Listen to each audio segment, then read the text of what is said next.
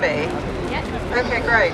I'm really, it's an honour to be asked to come back again. It's a privilege.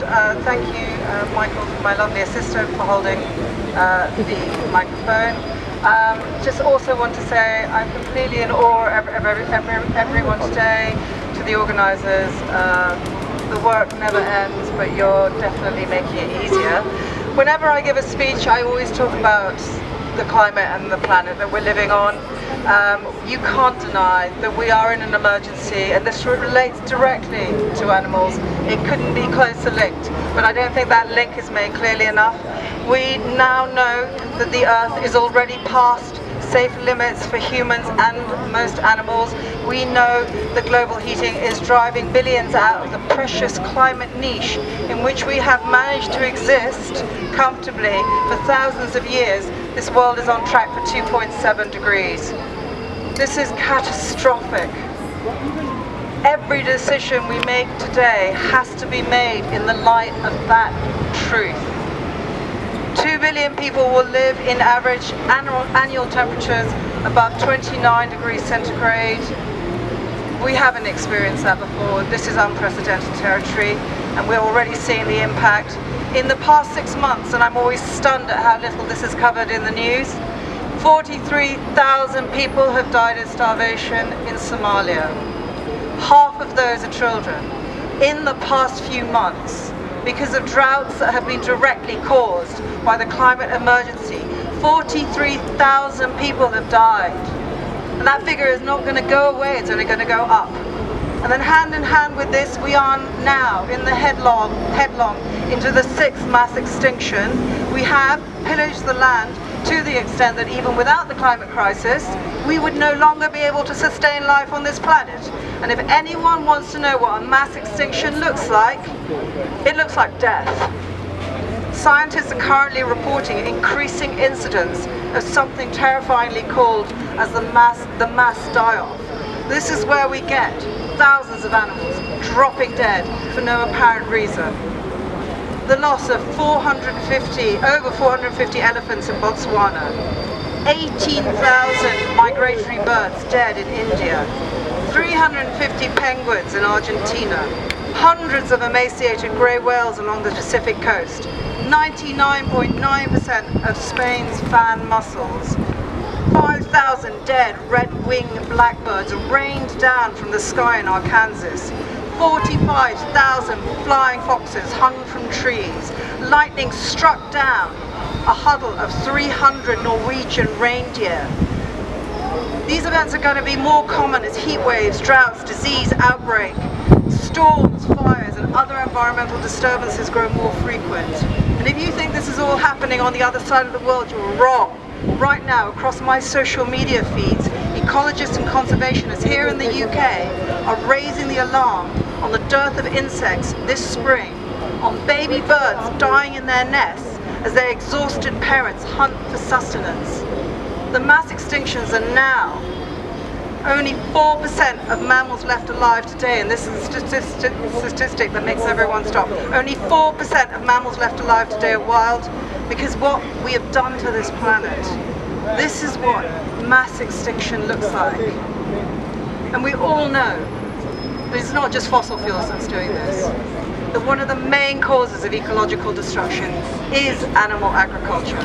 Almost half of the world's habitable land is given over to animal agriculture, and 76% of that is going on animals. This is an industry based on the exploitation of the mother and the child, the repeated rape of the mother's body, the abduction of her child. I cannot put it more truthfully than that. Every day, these are conservative estimates, 200 million land animals, 2 billion sea animals are killed for food. Every day. That is more than the total number of people killed in all wars throughout history, every single day. This isn't just mass extinction, this is a mass extermination.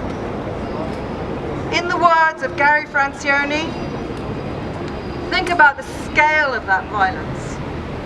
and think about the insidious way this numbs us to all violence. What we do to animals is directly linked to our violence against each other, violence against the planet, violence against our very existence in this universe. The only jewel of living nature in this universe that we know about. And we are numb to that violence, the ubiquitousness of it, the bloody normality of it, in the slaughterhouses, in laboratories, on racecourses, for fashion, for food, for entertainment, for warfare. And you begin to understand that our entire so-called civilized society is underpinned by mass suffering and death. That while we go about our daily lives, drink coffees, go to the movies, under everything is their pain, their cries for mercy. What we do to animals, and I really believe this, makes a mockery of human culture. It makes a mockery of us. We are not civilized as we think we are. We are barbaric. We are monstrous. We profess to love animals and then we abuse and exploit them. There is a quote by an astrophysicist called Hubert Reeves, and I think this is so important. This is what he said: man is the most insane species. He worships an invisible God, but destroys a visible nature, unaware that the nature he destroys is the God he worships. I've never been able to describe my love for animals, as if there's no words in the human language to enunciate what I feel about them. I once told someone that I loved them because they're beautiful, and he thought that I was talking about the way they looked. So if I go back to Reeves' quote, perhaps God is not too far-fetched a term for me. God's in cages, God's in chains, God's in fields, God's in laboratories, God's on racecourses.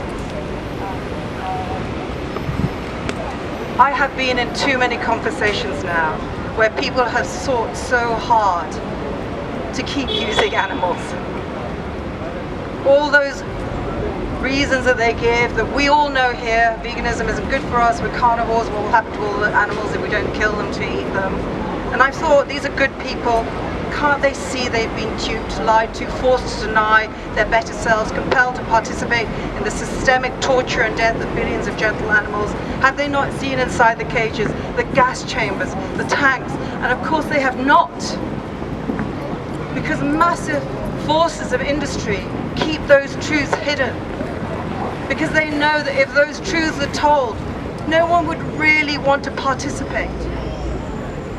Animals have been erased, and so increasingly in all my speeches I want to remember the animals, like the event today, where the animals were brought to us, shown to us in their individuality, in their beauty, their stories told when they're so often not told.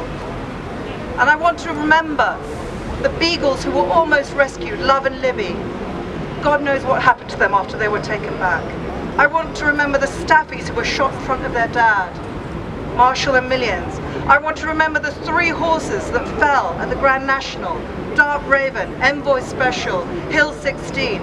You could see images of them, their beautiful heads alert, ears up, their bodies moving like waves in air. Gone now. And all those other individual acts of abuse and cruelty that speak to a society twisted and corrupt, sick at its core. There is not, as far as I can see, a single species who is not persecuted in some way. But today I want to speak about the pigs, and I want you to think about the stories that you can tell about them. And it may not be the obvious ones. It may not be that the pigs dying in gas chambers need to be told about. It may not be the pigs immersed, still conscious, into scalding tanks. It may be, for instance, this story, discovered by an undercover investigator from Animal Equality, who was in amongst sows kept in their farrowing crates, and she noticed one sow who worked out how to undo the gate on her crate and escape. What she did when she was escaped was not run. She went round to the other crates and she let her friends and sisters out too. That is a degree of intelligence of the animals that we slaughter and kill by their billions every day. There's another story, the last story I want to tell about the pigs. Reported on social media by Joanne MacArthur, really one of the heroes of the animal rights movement, documentary photographer. She took a picture of a pig in a Thai slaughterhouse, and in this picture there is a wall of concrete. There is a little pig sitting on the ground, and there is a little arch through which you can see the jungle outside. And Joanne wrote this: "My mind returns to this photograph, this piglet. I watched her for a few moments as she lay here, looking at the outdoors through the drainage hole, and then lay her head down on the dirty concrete." Such soul and such beauties and such patience that we lose every day in our billions. I want to say this as well. I've never been so frightened for the future of my daughter. I've never been so sad. I am full of grief. I'm not going to pretend otherwise. And yet, I have never been so determined to speak up for life, to speak up for people, to speak up for animals. It has truly never felt so crucial. I know that if we can heal our relationship with animals, whose languages we do not understand, whose pleas for mercy we ignore, whose suffering we blind ourselves to, whose bodies we abuse, that if we can heal this relationship, we can truly do anything. We can find commonality with other peoples. We can find commonality with other species. And in this beautiful arc, in the face of climate and ecological breakdown, we can finally move towards a space of resilience and peace, of ecological thriving, of justice, of service to the earth. We can finally step into the love and compassion that we all need to survive what's coming. We can save the world. What gives me hope? What gives me hope is that as people start to interrogate conventional structures that they've taken for granted, like horse racing and fashion, and find them not just lacking but murderous, they will find them lacking and murderous. What gives me hope is that carnism will fall by the wayside, condemned as the travesty it is, impossible to maintain in a truly equitable world. What gives me hope is you standing here today, some of the strongest, kindest, bravest people I know, both blessed and cursed. You are blessed, we are blessed, because we see that our world is filled with deep love and miracles. We are inspired up by animals, their empathy, their joys. We are nourished by them in our souls. And we are also cursed because we know what is being done to them and how they fight and what they suffer.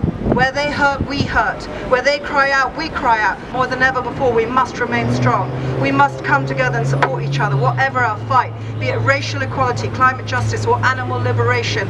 We know that all of our struggles, all of our battles are connected, and that united, we are an unstoppable force that cannot be defeated. So let's support each other, look after one another, continue on, because while things may look dark, and there are undoubtedly tough times ahead,